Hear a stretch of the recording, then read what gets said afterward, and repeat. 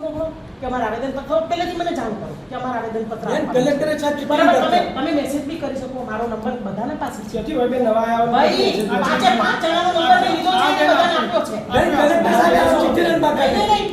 આ ચેમ્બરની અંદર કોઈ પણ પ્રકારની રાજનીતિ નહીં રાજનીતિ નથી કે જનતાનો અવાજ છે પ્રશ્નો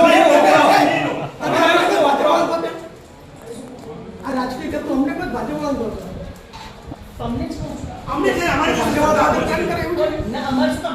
મારી તો રૂલિંગ પાર્ટી છે કોને આ વર્કિંગ રૂલિંગ પાર્ટી એટલે તમારે મારી રૂલિંગ પાર્ટી છે એટલે વિકાસ રહી અરે ભાઈ વિકાસ રહી મારે અહીંયા નગરપાલિકામાં આ રૂલિંગ પાર્ટી છે એટલે તમારો વિપક્ષ તરીકેનો જે પણ વિરોધ હોય દ્વેષ હોય તો એ હોય તો તમે એની સામે જવાબદારી શીખો કે સંગે હતી એટલે આવી તમને પદ્ધતિ હોય એ શીખો બરાબર બેન શીખેલા છે તમે જે ગગન મારી ચેમ્બરમાં પૂરી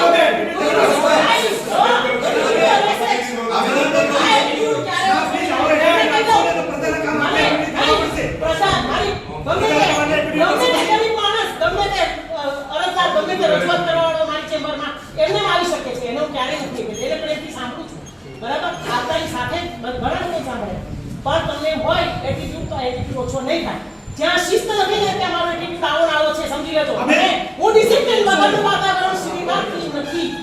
સમજી લેજો હા તો હવે તમે ગેટરની વાત કરી છે ગટર કે નવામાં કોઈ જનતાનો અવાજ હોય ને જનતાના અવાજની મર્યાદામાં અવાજ હોય તમે મર્યાદા ચૂકો ને તો કાયદોનો આવેદન પત્ર લઈ લીધો તો જે પ્રશ્ન હતો તમારો એટીટ્યુડ હતો બહાર નીકળવા નહીં તમે આવેદન પત્ર કીધું તમે કેવી રીતે આવ્યા તમે કેવી રીતે આવ્યા તમે નહીં તમે આખા અરે ભાઈ સાંભળો અમે સુપર જાગ